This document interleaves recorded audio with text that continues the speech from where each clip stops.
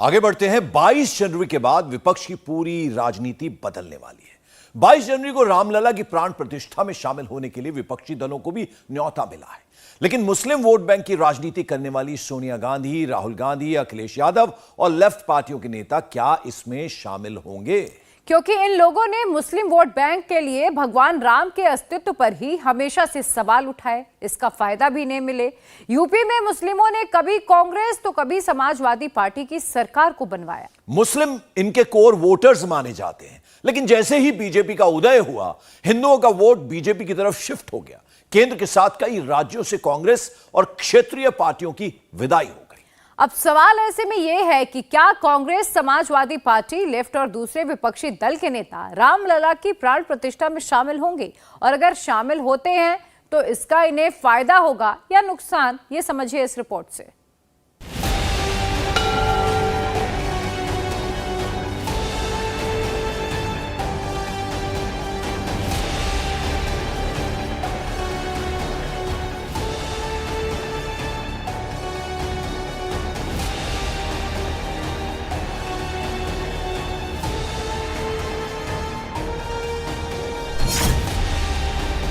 रामलला की प्राण प्रतिष्ठा में शामिल होंगे विपक्ष के नेता।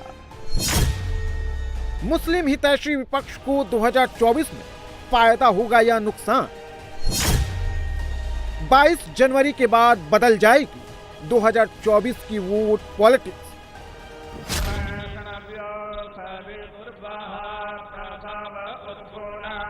बाईस जनवरी को जब प्रधानमंत्री मोदी रामलला की प्राण प्रतिष्ठा करेंगे तो सोचिए क्या तस्वीर होगी।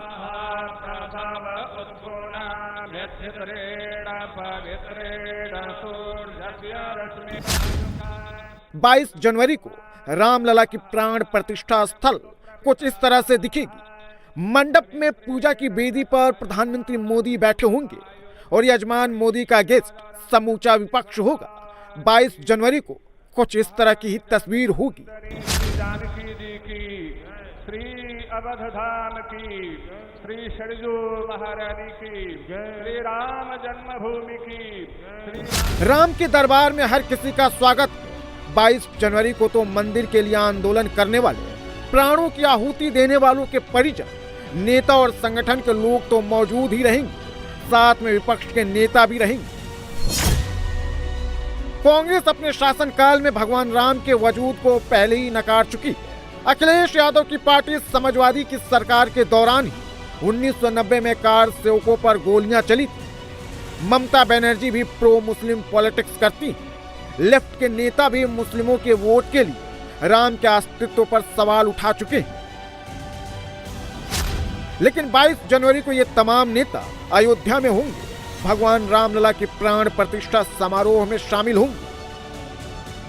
हम देश के 10 करोड़ लोगों के घर में जाएंगे, उनको राम मंदिर का पूजित हल्दी चावल देंगे, न्योता देंगे, कार्यक्रम देखना, अपने मोहल्ले के मंदिर में देखना। और हमने स्पष्ट सूचना दी है, इस बार हम मांगने नहीं जा रहे, निमंत्रण देने जा रहे, हल्दी चावल देने जा रहे। बीजेपी प्रो हिंदू पार्टी है और हिंदुत्व की राजनीति खुलकर करती है, लेकिन कांग्रेस का वोट बैंक हिंदुओं के अलावा मुसलमान भी है। यूपी में अखिलेश भी मुस्लिम वोट बैंक की राजनीति करते हैं और एमवाई के दम पर ही कई बार सरकार भी बन चुकी है। बंगाल में ममता बनर्जी का भी एक बड़ा मुस्लिम वोट बैंक है।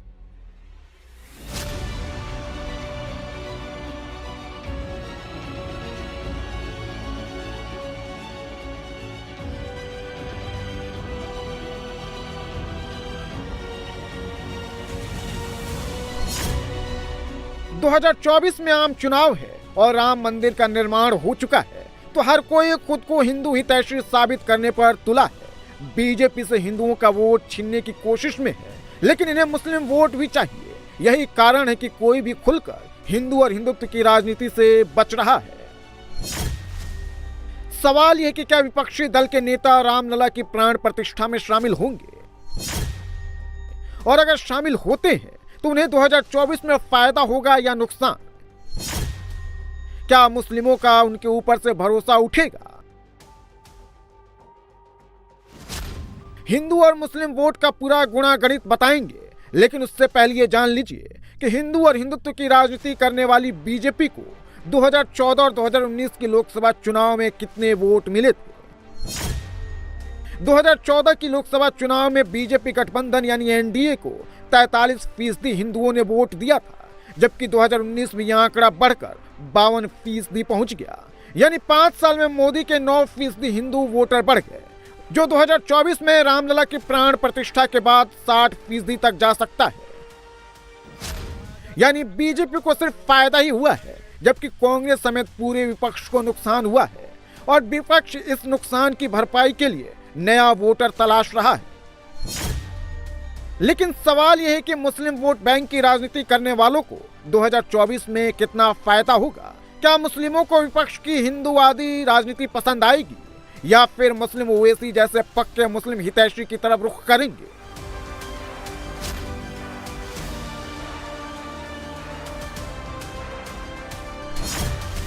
सोनिया गांधी हो या फिर अखिलेश, ममता बनर्जी, कोई भी मुस्लिमों को नाराज करना नहीं चाहता है, लेकिन इन्हें वोट हिंदुओं का भी चाहिए।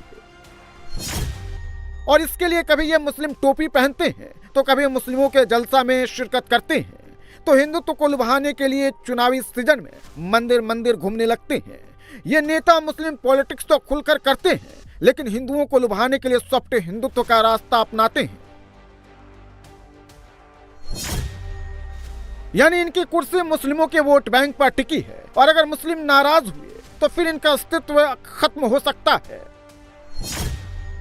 देश में करीब 17% मुस्लिम हैं। इनमें सबसे ज्यादा मुस्लिम देश के 4 राज्यों में हैं। असम में 34%, केरल में 26.6%, बंगाल में 27% और यूपी में 20% मुसलमान हैं। चुनाव चाहे 2014 का हो या फिर 2019 का, बीजेपी को फायदा ही हुआ है। बीजेपी को हिंदुओं के वोट तो मिले, साथ ही मुस्लिमों का भरोसा भी मोदी पर बढ़ा है। 2009 में कांग्रेस को मुस्लिमों का वोट 38% मिला था, जबकि बीजेपी को सिर्फ 4% मुस्लिम वोट दिए थे। 2014 में भी कांग्रेस को 38% ही वोट मिला था, जबकि बीजेपी को 8% मुस्लिमों ने वोट दिया। 2019 में कांग्रेस से मुस्लिमों का मोह भंग हो गया और सिर्फ 33% वोट मुस्लिमों का कांग्रेस को मिला, जबकि बीजेपी अपने पुराने रिकॉर्ड को दोहराने में कामयाब रही। और इसीलिए सवाल उठ रहा है कि रामलला की प्राण प्रतिष्ठा में शामिल होने वाले दलों के प्रति क्या मुस्लिमों का नैरेटिव बदलेगा, क्या मुस्लिमों का भरोसा कम होगा और इसका फायदा AIMIM जैसे पार्टियों को मिलेगा। साल 2014 के चुनाव हो या फिर साल 2019 के चुनाव, हिंदुओं का भरपूर वोट बीजेपी यानी कि मोदी को मिला है और इस बात को मुस्लिम कैंडिडेट्स भी और मुस्लिम मतदाता भी अच्छी तरीके से जानते हैं। यही वजह है कि बीजेपी का विरोध करने वाली कोई भी पार्टी हो, चाहे वो कांग्रेस पार्टी हो, समाजवादी पार्टी हो या फिर पश्चिम बंगाल में TMC हो, सभी नेता भारतीय जनता पार्टी की हिंदुत्ववादी नीति का खुलेआम विरोध करते हैं। यही वजह है कि ये सारे नेता मंदिर पॉलिटिक्स से दूर और मुस्लिम पॉलिटिक्स में इन रहते हैं। लेकिन ऐसे में 2024 के प्राण प्रतिष्ठा के कार्यक्रम में अगर ये विपक्षी नेता शामिल होते हैं तो कहीं ना कहीं 2024 के लोकसभा चुनाव से ठीक पहले मुस्लिम मतदाताओं का मन इनसे भी भंग हो सकता है। अब ये भी समझ लीजिए कि 2019 के लोकसभा चुनाव में मुस्लिमों ने कांग्रेस और क्षेत्रीय पार्टियों को कितना वोट दिया। यूपी में समाजवादी पार्टी और कांग्रेस को मुस्लिमों के 65% वोट मिले। मायावती की पार्टी को 19% मुस्लिमों ने वोट दिया। बिहार में महागठबंधन को सबसे अधिक 75% मुस्लिमों ने वोट दिया। कर्नाटक और महाराष्ट्र में भी कांग्रेस की मुस्लिम वोट बैंक पर अच्छी पकड़ रही। इन दोनों राज्यों में कांग्रेस को 68% वोट हासिल हुए, जबकि गुजरात में 46% मुस्लिमों ने कांग्रेस को वोट दिया था। हालांकि जिन राज्यों में बीजेपी और कांग्रेस के बीच सीधी टक्कर थी, वहां 2019 के आम चुनाव में मुस्लिमों ने बीजेपी को अधिक वोट दिए थे। मध्य प्रदेश, राजस्थान, गुजरात, हिमाचल प्रदेश और छत्तीसगढ़ में 15 से 20% मुस्लिम वोट बीजेपी को मिले थे। यूपी में लोकसभा की 80 सीटों का होना और 2024 में होने वाले लोकसभा चुनाव से पहले राम मंदिर में रामलला की प्राण प्रतिष्ठा का होना यह महज इत्तेफाक नहीं है, बल्कि इससे पूरे वोट पॉलिटिक्स का नर्व जुड़ा हुआ है। यूपी में लोकसभा के 80 में से 36 सीटों पर मुस्लिम हार जीत का फैसला करते हैं। 18 सीटों पर 20 से 30% मुस्लिम है, 12 सीटों पर 30 से 40% मुसलमान है, जबकि 6 सीटों पर 40 से 50% मुस्लिम है।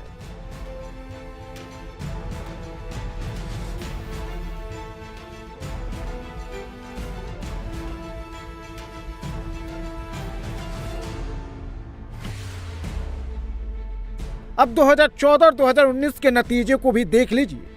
2014 में 42.3% वोट शेयर के साथ बीजेपी को 71 सीटें मिली थी, जबकि समाजवादी पार्टी को 22.2% वोट के साथ 5 सीटें, कांग्रेस को 7.5% वोट शेयर के साथ 2 सीटों पर जीत मिली थी। अपना दल को 1% वोट के साथ 2 सीटें मिली थी। वहीं 2019 में 50% वोट शेयर के साथ बीजेपी को 62 सीटें मिली। 19.43% वोट के साथ बीएसपी को 10 सीटें मिली थी, जबकि 18.11% वोट शेयर के साथ समाजवादी पार्टी 5 सीटें जीतने में कामयाब रही थी। तो वहीं कांग्रेस को 6.36% वोट के साथ 2019 में सिर्फ 1 सीट पर जीत मिली थी। बीजेपी के हिंदुत्व की राजनीति के सामने यूपी में अखिलेश का एमवाई समीकरण ध्वस्त हो चुका है। लेकिन इसके बावजूद अखिलेश मुस्लिम वोट बैंक का मोह नहीं छोड़ पा रहे हैं, क्योंकि मुस्लिम अखिलेश के कोर वोटर्स हैं। लेकिन अखिलेश के लिए स्टैंड बदलना काफी मुश्किल है, क्योंकि समाजवादी पार्टी 1990 में कार सेवकों पर गोली चलाने की घटना का श्रेय लेकर ही मुस्लिमों को अपने पाले में बनाए हुए रखी है। अखिलेश यादव को डर है कि कहीं सॉफ्ट हिंदुत्व के रास्ते पर चलने से कोर मुस्लिम वोटर्स भी हाथ से न निकल जाए।